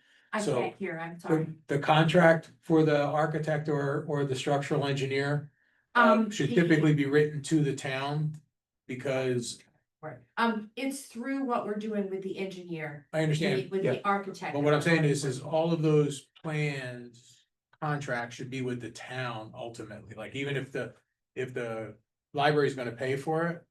And that's okay, the issue is You, it's a town-owned building, therefore the contract should be with the town. you want a copy of our contract we have with the architect? Well, what I'm saying is, and this is a question for the select board. Typically, your contract should be written to the town, not to a tenant. Cause For we lack of a already better did that a couple years ago before we started. We had our contract. We came to you guys and got it approved and submitted all that, right? So just trying to understand. No, I'm saying typically, but that contract should have had we been following a proper procedure, should have been written to the town for the library. You know what I'm saying? Like the town is the owner of the building. The library doesn't have ownership per se, you know what I'm saying? So that's where the concern is, the contract going to a, for lack of a better word, a tenant of the building is a concern. The town has the liability and everything else, so. So you want a copy of that contract? You know if the contract was with the engineer and the town or with the engineer and the library trustees? I think The it's a contract was question. between the architect and the town, and we brought it here. Okay, then I think that answers if it. Well, was yeah, if with that's the case, just a Okay. copy of it is all we would need. It's Yeah. just, is who's written on there? Does it say Town of Canaan or does it say the library I'm pretty sure trustees? it's both of us as the tenants. As long as the Town of Canaan's on there is all that matters. Yeah, That's. Yeah, all we I'm- just have to have it, the town of Canaan has to be part of the heading for that, for the liability purposes Right. Yes. with so our I can insurance and bring you a everything. Copy of that contract. And then if that's the case, we would have to have the same thing for the engineer, the structural engineer. It's the engineer. we Is he working as a the architect. subcontractor through the is he working through the architect? Yes. Okay. Okay, So so we just he's, need the We original can Make contract. this easy. And that's fine. Again, I haven't seen any of these documents, so I'm asking the question. no, we're just asking these questions. Yeah, I So- just. so Only if he's- because we've got a couple of the buildings in town. That work was done. And now the question's being asked as to where'd the money come from, where'd the money go? It never passed through the town and it's a town-owned building. So it's a matter of us having the records to show during a state audit and everything, as to everything that. To the architect have gone through the library. No, that's fine. Fine. We're just talking about the legal contract, yeah. that's all. Yeah, So just give me a copy of that and then we'll figure it Okay, out. hold on, let me write that down. Hugh has a question. I guess there was a comment in there, just clarification, there was comments made about, are they cutting holes or town employees cutting holes? That's where that scope of work needs to be in that contract. Right. Yes. And that will clarify all that. Yep. And I mean, to me, we shouldn't, as town employees, should be going in and cutting holes in No. it, but it's the architectural thing. That's something that I'm going to take all of our responsibility out of it, and put it on that. That's correct. The architect, That the scope of work architect and should their be- contractor should be doing it because if they knock half the building down, that's on them. Absolutely. If they hit a fire and burn the building down. Exactly, yeah. So when it was done in 2007, many of those holes are still there. So I don't Okay. foresee that we're Yeah. going to have to. Yeah, go back. that's, But just in case, trying to keep everybody on the up and up. yeah. So No, the I public mean, work just- covers that, saying that we're gonna use the existing. Portal holes or whatever Right. into that, not, and they may have to cut some, so. Yeah, And if they have to cut some, I just want to make sure that it is. That it is somebody who is qualified to determine this is the right place to cut and not somebody said, that wasn't it. I can help you out, but. Well- Yeah, I don't want that. Sort of going on somewhat of an assumption that a structural engineer is gonna have some whereabouts on those. No, they'll type be of fine. Things between them. That's a and the good- architect, So, But what I. That is a all I good was- option and thinking, yeah. as long as you're getting the right structural engineer. Because I have worked with some that did not, I had to explain the structure of the building because they couldn't figure it out. We, as far as the structure of the building, we are, we feel pretty good about the Yep. state of the building. We're just trying to cover all of Right. our options. I mean, it's a steel frame building. It's on a poured concrete foundation, like overall, the bones should be in reasonable shape. Yeah. It was built in, 1924. Basically, we're just looking for who the contract is with and then seeing the scope of work, so we can, the scope of work should be included in the contract. And then like if the engineer, that'll be a change order, there should be a new scope of work with it, we just wanna see that stuff. Sure. And would we want Yeah, Ted I'll to get back to be you. present? Ted needs to be aware of it. That needs to be aware of it, that's why if we have the contract and he sees what's going on. Yeah. Yep, I'll get a copy of that. That's great, thank you. Thank you. Thanks, Angie. Okay, next we have senior center roof. Yeah, last year, when we had worked a little bit on the senior center roof, we had seen some daylight through the roof. And we did some repairs on And it wasn't glass. on the one side, yeah. And got that weather tight, but in that process, we had learned that the roofing project that had happened 8 or 9 years ago is what I understand, had gone over 2 other layers of shingles, which meant there was no warranty, plus that the stuff underneath of that new layer of shingles is now failing, and the whole thing has started to fail. And we had put in the budget this year, the $44,625 into the budget. And we had done that basically as a continuation of the repair last year. And we're asking for authorization to do that work now. The price has not changed. If this is stated 2024. Right, and the price is the same. And he's honoring it. Yes. Be nice. All right, I'll move that we proceed. Second, Aye. That was easy. All right, library accounting. Okay, we have going through and we've been talking to our auditor, more problems. I just want to hear. That's fine. The town currently does all of the accounting for the library. And with the RSAs and the library having its own fund, it's really supposed to be that the library does all their own funding and our auditor saying like, we're like the only town that does it the way we're doing it. And it's not that we can't do that, but one of the issues we're running into is that when the town has been reviewing the budgets during budget season, and I think it was $230 some thousand this year on the expense, and there was like $20,000 to offset. The past several years, the town never billed the library for the 20,000. Yeah. And then, But we paid it. well, they didn't pay last year. So $8,000 also they were over budget. So the issue is, when we started talking to the auditor, he said, look, he said, what you should be doing is we should be having the library checking account be where all the money goes, like we put the money in there, Mhm. and the checks should be written out of that account, not out of the general fund. That's Because, the way it was, used to be done. but it's not being Yeah. done that way now. So it's just a matter of, we need to move the stuff over into their account. You know, the town can decide whether or not there should be, you know, because technically the library is supposed to do all of their own writing their checks and everything else. We're supposed to be just, you know, doing payroll or something like that, because they don't have that. And the town can decide whether or not there should be a small fee attached to that, but the reality is we want to make sure that the library goes over, and when we do this year's budget, I'm gonna recommend when they say, well, this is our offsetting revenue side and this is our expense side. Rather than saying, well, we're gonna put all this money in and then take this money out, we just use the net. You know what I mean? It would just simplify the process. It would come out of the account. We put all of it, so instead of $230,000 in expense, it would have been 212,000, because the 20,000 that was offsetting would be part of that. You would pay the $212,000 over the year, and the money would be coming out of that checkbook and not out of the general fund.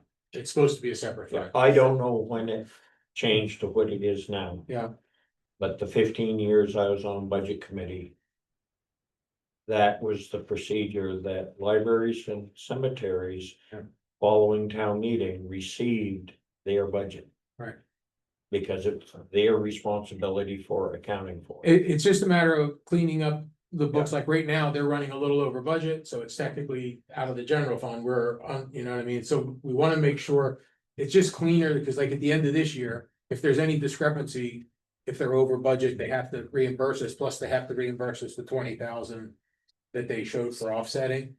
But this is just stuff we have to do going forward. Yeah, it's housekeeping. It's gotta Yes, be this is put just a back in housekeeping place. thing. We're not trying to change any major issues. It's just a matter of their fund working as their actual fund.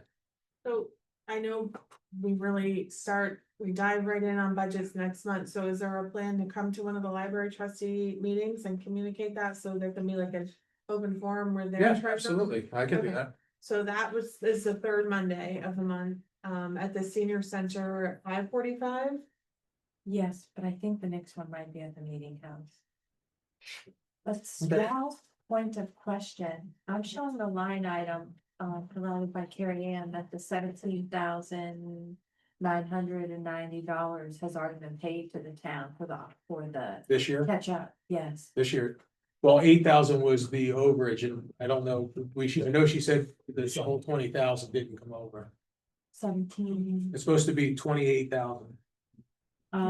for Night, John. For Thank you, John. 2024, what? 2024, Yeah, 28,000. It was 20,000 that was supposed to offset and 8,000 in over budget. I'm not seeing any record of that. Well, I'm just saying, like, we can talk about that another time, but if we just wanna get that stuff cleaned up. But I think the simplest way. Is that we actually, like, when we're paying AP out of your things, it comes out of that account. And we Yeah, put I the think money in. it had been, since I've been on the board, it's been this way. And I asked about it because my Yeah. understanding was that the libraries were supposed to take care of their own. Yeah. And Gloria, was that the other lady? Yes. Had said that, she preferred it that way, since she was doing the other things to just keep the whole. Yeah. But if the new person doesn't want to, I mean. No, it's not, and it's not a matter that she doesn't wanna do the accounting, it needs to be outside of the general fund. So with that, the, And this is not the libraries, this is the town's error for not saying, well, either you owed me money or you didn't, like, they didn't do that, no so worries, I mean. there's no issues that way. No.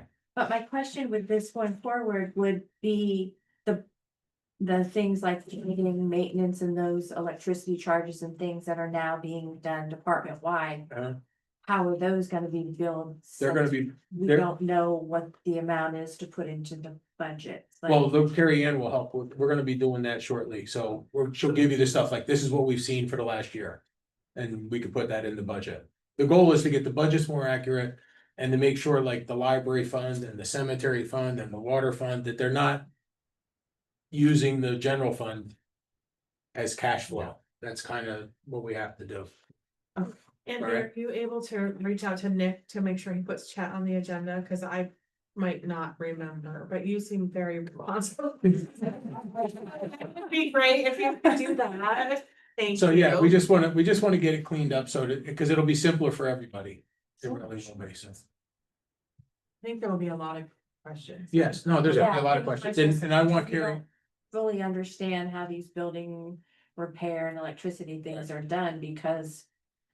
Whatever it is, it's the town's responsibility. I mean, if they go over on that, it's the town that is responsible for running the building, yes? not, I don't know the answer to that. yeah, it's technically, because I think they're separate meters and stuff, but we can do this with Carrie Ann. Yes, Because I Carrie don't- Ann needs to come to the meeting on that Monday with me. So it'll be both of us, so we could talk about the specifics. Yeah, cause I don't know what the metering setup Is there, is. is there a meeting in August? Yeah, so the meeting is Yes. the 18th. August 18th at 5:45, and I'm not sure if it's. It will either be the Either the senior meeting center house or or- the yeah. meeting house, but I'm pretty sure this one's. That's unfortunate. But I should be at that meeting, but Carrie Ann will just be coming back. Yeah, That's her first day back. Just because we gotta get budgets to the budget committee, because hopefully. At the meeting with the select board. After that. The 18th is a Monday, yeah, Tuesday, we wanna be handing in. Budgets, the preliminary budget, to the select board to review before the beginning of September, so. Is. Yeah, we can't really do anything until Carrie Ann's back with that. Yeah, and well, and I think, maybe if you present at the meeting, we have the opportunity to ask the questions, Yeah. and then Cheryl. Who is the treasurer, could maybe book time individually with Carrie. And I think that's what we I need to, think it because I needs- think that's what we need to do, is sit down in a, like a desk and go through this. And Yeah. say, here's the things we need to do, It because doesn't- I wanna make sure we do it like maybe even that week, like I can come and just talk about the general conversation. And then we can sit down with some people and then get it Yeah. into the paper so we can get it to the select board. Yeah, 'cause I don't know that preparing all of the budget needs to be a full group exercise, but I No. think there would be a lot of questions. Yeah. yeah, the board need to understand. Yeah. That's fine. No, yeah, we're just yeah, trying cause to, we are trying to get some of the budget areas. Back to where they're supposed to be. And a lot of these were done that way originally for simplicity. And like I say, libraries and cemeteries. Were two entities of town that after town meeting are supposed to have their operating monies. Into their account and they oversee it. right, and we basically, And- the way we've been doing it is we make a monthly deposit, Yeah, so. but I yeah, think- some of this has got to be hashed out as far as, because technically they are a tenant of a government building. Correct. So it's got to But be the hashed out as to employees are who's town paying. Employees, so figuring out all of the pay things and, Yeah, no, well, Carrie Ann does all the pay stuff, yeah, all the payroll, she will take care well, that's all, it's all part of the Right. line item. of. Right. So, yeah, those are the things we need to work out. Yeah. And then, yeah, we'll figure it out and get it, and then I think everybody will understand and we'll be good. Yeah, absolutely, as long as we. Okay, Yeah, nobody's looking to. No, I'm shocked to hear that you're saying that this hasn't been paid because, well. And I don't know if the 17,000 was the over budget. I don't remember what the final Yeah, number it's was. they call it library trustee expense. We keep it as a line item. We call it our end of year catch up. Okay, but there was over 20,000 that was supposed to be paid to the town, and that does not include that. When they presented this to the budget committee, they presented like this, I'll talk about 25. When they presented to the budget committee, it was $20,000 in revenue, $232,000 in expense, so that's a net of 212. But we have to send you a bill to get the 20,000, which we haven't done yet. For this year, but it's, when I had talked to Carrie Ann, we did not do that last year. Yeah, that's so interesting because it's out here. Yeah, so we'll talk to Carrie Ann and we'll get that. number And some of straight. that will be solved if it goes back to being done. Yeah, that'll be, well, it won't happen Yeah, anymore. yeah. It just, that will come out of the conversation. Cause it's just, we're putting money in and we gotta take money out of here and you gotta remember to send the bill or go get the money. It's like, it's a whole weird. Right. Yeah, it's too much. Okay, You so know. it sounds like we will plan. Thank you.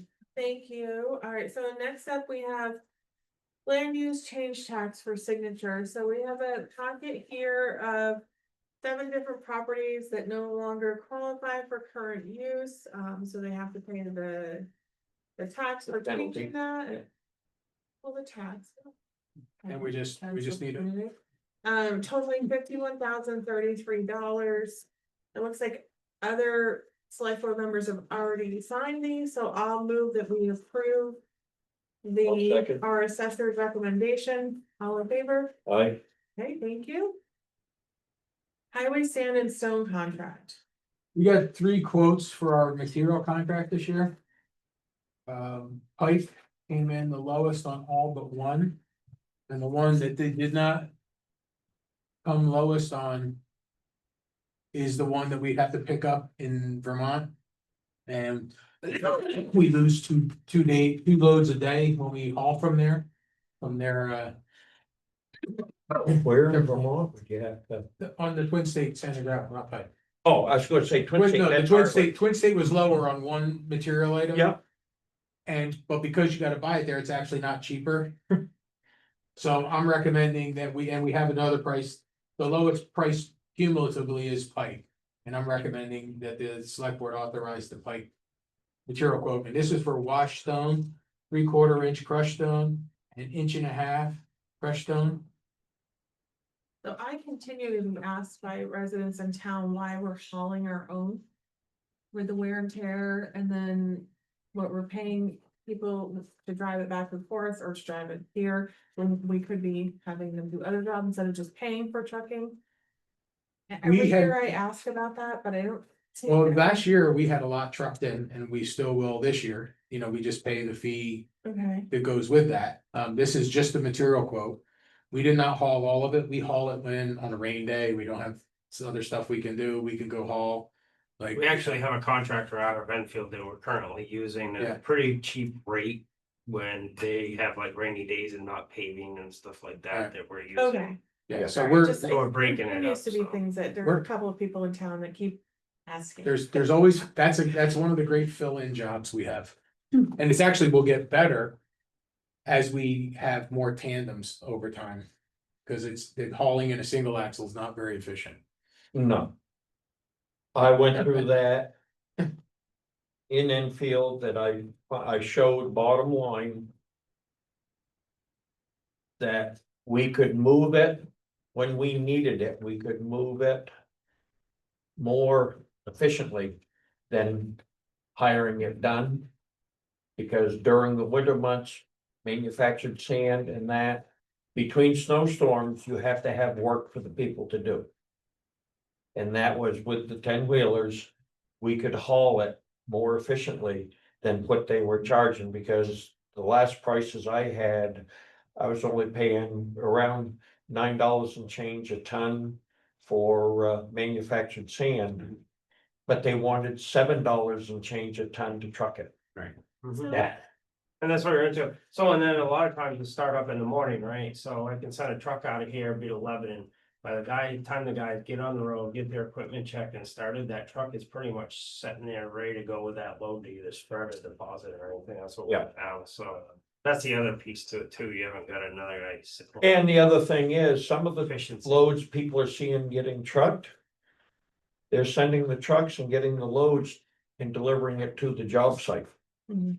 They're seeing, so So Hugh, I don't know anything about this, so this might be a ridiculous question, but Hugh Marie, two of these quotes are price per ton and then one is per yard. yes. And that's, so I'm not looking at apples to apples. What's a yard to a ton? About 10.5 per Yeah. yard Ton and a half per yard. on 10 aggregate, Tons per yard? 1.5 tons Per yard. Per year. per yard. of So if you had aggregate. $11, Roughly the basic equation they do. if you have $11 for one of the prices. Per ton? $16.50 Per yard. $16.50 per ton. Yeah, per yard, $16.50 per yard. Yeah. Okay, So it's Just use still a little cheaper. bit more. Done the math. okay, no, I'm just curious, but then. Yeah, yeah, one and a half. Alright, so. And that's Grafton with the yardage again now instead of this. Depends on who's in the loader. I hauled 2 loads out yesterday. The first load was calculated off the scales on the bucket. The man in the loader for the second load, I'm not messing with them, and he charged by the yard. Alright, so I'll move that we approve the material quote from Pike, I'll second. all in favor? I, Do we need to sign this? Do we actually have to sign it since Stephen's not here? Stephen who? Well, actually, it could be, it could just authorize me to sign it. No, we're not signing. You wanna sign it? Okay. what I can tell you, Chad. Between hauling out of Pike. Yeah. And hauling out of the Heartland Quarry, Wednesday. Yeah. This is simple. Without bridge construction. I could make it quicker out of the Heartland Quarry than I could dealing with the traffic lights going into Pike. Hmm. But with the bridge construction Yeah. up there, you don't know. I messed it up. Oh. You authorize. Gave you one thing to do. That's why you need Steve. I put my title on the signature, so I sign on the title. Okay, it'll be all right. POC teleconference center proposal. Yes, we got our proposal from Systems Plus.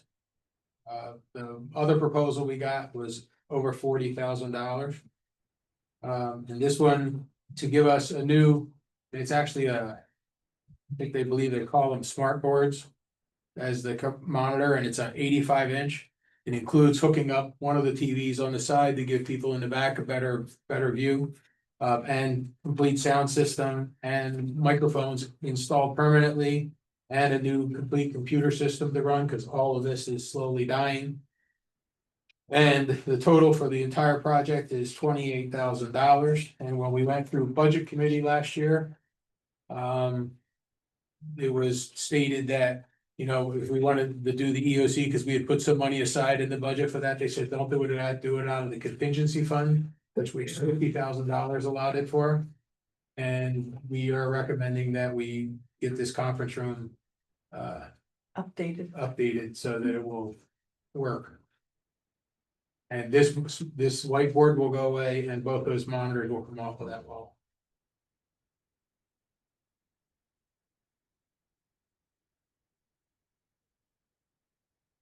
You said you had money for this, but use a contingency instead? That's So what the you said- select board the select board, the budget committee wanted us to do. They said, yeah, $50,000 in a contingency fund, use that, don't use. The money we had put in the actual budget, they took that out of the budget, They took it out, they okay. took it out, it's not, they're not telling me to do a different line item, they just said, we're taking that out, put it over I'm there. good. Yeah. We had a really frustrating last couple of budget seasons. This year it's gonna be worse to get by. Yeah. And we already have plans to reuse these monitors too. Yeah, actually, So, one's gonna get reused in this room and one will get reused over in town hall, so we might be able to have meetings in a room there as well. I don't remember feeling that it was great to take it out of that contingency. So if they get rid of the whiteboard, what is it gonna write on? For the training. it's a smart board. Smart board. You can actually write on the board and it puts it on into the Yeah. computer. So when you go back to look at all the Zoom recordings, you will actually see what's on the board this time, not a white board. I mean, this just got accelerated because we've had this go down a few times. And nothing is, it's all way outdated and it's falling apart. So, And Ryan's all agreeable about this as well. What's just been said about me, I'm falling out. we have, because of what we were talking earlier about the fund, and we're gonna talk more about it at the next meeting about some other things that we need to do, like a Yeah. compactor at the transfer station and fun stuff like that. We do have enough contingency money in the overall budget that we're going to be able to carry a bunch over, we hope. Even with doing these things. Don't speak too fast. Yeah. Well, right now, we're okay, and How long is this quote good for? wait till the next meeting. I mean, my personal preference would be, I wish that we had budgeted for it. I don't like that we just established a contingency fund and then we'll take more than half of it. I would like Steven's opinion, but Okay. if Scott feels otherwise and wants to make a motion, then that's, But if I make a motion, are you gonna abstain? yeah. Yeah, but you can still make one. I mean, just to go on record. That's all on you. Well, I did wouldn't- include, I wouldn't say no, but I would Just table feel. it. Yeah, There's no I mean, reason I not would to. rather table it. I don't have a problem if you want, so does Stephen. and I gave you this list. With the, in addition to this is the list of all the things that we are looking at that are I feel like we could have saved some money on paper. severe needs. What, you gave us. That a we list? will be talking about at the next meeting, and we could Are you bring gonna in be at the next meeting? the 19th. I think a real one, right? Most likely. Okay, because what we can do is we can then talk with Carrie Ann about the, what our budget looks like, and we don't have to take it out of contingency. We could take it out, because we do have plenty of room in our current overall budget to do those things and that. Yeah, I mean, That's about 150, and we got about 400. if it's right not now. gonna ruin the quote, then No. I say, let's wait till Stephen's Okay. here, and give him a chance to. We're This will also allow me to have one Tuesday night off. Well, in that case. All right, so we still have quite a few things on here. Let's go over the MS 535 first. I'm jumping out of order because we might. Don't have do Just, other just so things. you know, it was an error on my part. We signed that at the last meeting. Yep. Yes. Oh, that's all been I done. forgot to take it off the agenda. All right, So, so your update.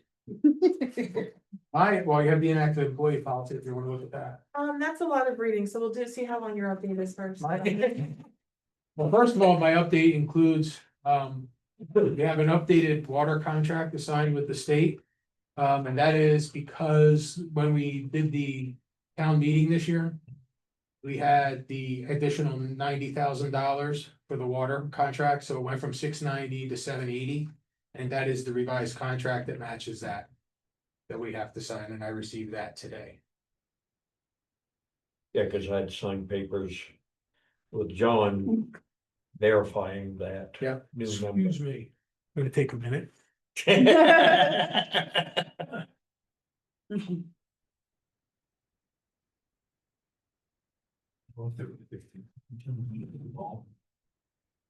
Stays in there, or if it's, you lose at the end of the year, you would know it next year, I've seen it though. Yeah, but there's some more than. The time left for something to break that you didn't think for it, you Yeah, begin. I'm fine with Yeah, if it was November, see. The snow and everything. If it goes back to zero, This is, then you. I haven't seen anything of that, but That's some of the use here. No, like previous year. Did you get one? There's- yeah. And then next year. Just like- No, schools do it now. Yes, yeah, nobody. No. I don't have any problem with having. It's not his own. Is that the policy? this is the Oh, the drinking. drinking water revolving. are you both here for something non-public? Nope, he's here for the inactive employee policy, Oh, then we have to cover it. They've been sitting here for 2 hours. because they are the ones most affected. Affected by it. Okay, then I won't table that. Although I would like to. See, even I determined that. That was just a bonus on what I was here. I was looking around, I think I'm the only one that's not. I like disgruntled. Here for town. employees. Sucker. This really isn't any different than just the updated numbers, right? No, it's the same because we signed one before. This Yes, is- I was gonna say, cause this one, what I read down through, it's just this is just the updated numbers, so. Yeah. The other item was on this sheet, we had the assessing clerk's workstation. It's because now that we've revised things and we have, our contractor, we don't really have a place for him to set himself up. And we have a spot right behind Rebel we're gonna put there, and we're gonna put a workstation there, which would be the computer and 2 monitors. And we just wanna get the $2,000 approval for that. Well, he's gonna get that back for us, right, the assessing. Yes. Well, this year coming up, and we will talk about this at the next meeting. Is possibly getting some assessing temp help to get our files organized so that we're ready for the reappraisal coming up. Yeah. So things like that. Okay, so this says this is for the 8/19 meeting. Yeah, that's what we were talking about, but I wanted to move that one up if I could, because we're stomping all over each other. So you're looking for $2,000 for the workstation for assessing. Yes. All right, I'll move that we approve. I'll second that, All in favor? Aye. because that was pretty much eliminated when they made the moves that they did. We were gonna, when do we need to sign this drinking water loan fund program by? We didn't, Last month, it's not something that we had a chance to review. And it's a lot. I don't know if you wanted, or asking us to sign it tonight? I was asking for approval because all we're doing is amending the amount of money from what we had already the signed. same contract, Okay, just. And it's a amended state contract. This is dollar with the amount. state drinking water. We don't have any say about what the contract says. all right, I'll move that we approve. I'll second. All in favor? Aye. All right, and then we are going to go over the temporary employees. Is that part of your update? No, it's actually an item on the agenda, inactive employee policy. The issue has become with a lot of our, let's call it, what is just. The DMs and things like that and temporary people. We keep people on the books long beyond when they're here, and we just want to come up with a policy that says, look, if you don't want to participate after however much time. That we're going to remove them from the roles because they have to re-sign up. And do all of that, so it's just become we just keep carrying people in the. Employee records program for quite some time. All right, so Roger, would you like me to read this? No way. But you want that in the, I can give them a copy. Okay. attaboy. Yeah. Attaboy. I have, I'll read it just so it goes into record, it's really Alright. about. Inactive policy, employee policy for Town of Canaan, introduction, Town of Canaan is committed to maintaining sound financial practices and ensuring accuracy of payroll records. This policy outlines the procedures and guidelines for inactive employment status within the town. This policy applies to all per diem stipend and temporary employees of the Town of Canaan. This policy excludes regular full-time and part-time employees, which fall under the 3-day no call, no show definition in the employment handbook. Objectives: to establish a consistent and fair process for dismissing employees who have not worked any hours for the town for 60 days. Definitions: inactivity. Any employee who remains inactive, defined as not reporting to work and not engaging in any form of approved leave for a continuous period of 60 calendar days, will be considered to have voluntarily resigned from their position and will be subject to termination. Procedure: monitoring inactivity. Department heads are responsible for tracking employee attendance and reporting any prolonged absences to the finance manager and town administrator. Notification attempts. Department heads must make reasonable efforts to contact the employee during the 60-day period. All attempts should be documented. Final notice. Department heads will send a written notice to the employee at their last known address after 45 days of inactivity, informing them of the pending termination if no contact is made by day 60. Termination: on the 61st day of inactivity, the employee will be administratively terminated and removed from payroll. exceptions. This policy does not apply to employees on approved leave under FMLA, ADA accommodations, or other legally protected absences. Conclusion, the town of Canaan's inactive employee policy is designed to ensure a structured and accountable approach to payroll and maintain accurate payroll and timekeeping systems. By adhering to this policy, the town will follow clear employment and payroll practices. Comments or questions from the public? All right, I will move to approve. Oh, second, All in favor? I, Aye. Nothing from, no? Okay. Disagree with here. All right, and then. It's very late, I'm sorry, I'm jumping all over the place. Did we finish your update? Yeah, I didn't have anything else to, Okay, because we did the water, I had the water contract and all those things, down to my stuff anyway, so. all right, any other business? 20 seconds. I just want to thank the town, Old Home Days went great, the firefighters association, Monica, Christina, JR. Everybody did great and it went very well and we're very appreciative for all the help you guys gave. Thank you. That's Good okay. job, Bob. Glad to hear it, thank you. Any other business? I just want to.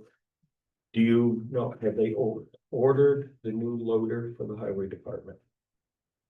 No. Yeah, it's supposed to be here October, actually just Yeah. talked to Jess late You ordered today. that last Okay. spring. Okay, because I know last I spoke to you, you weren't completely sure you thought it was. Yeah, it was, and I had, I Yeah. had to check.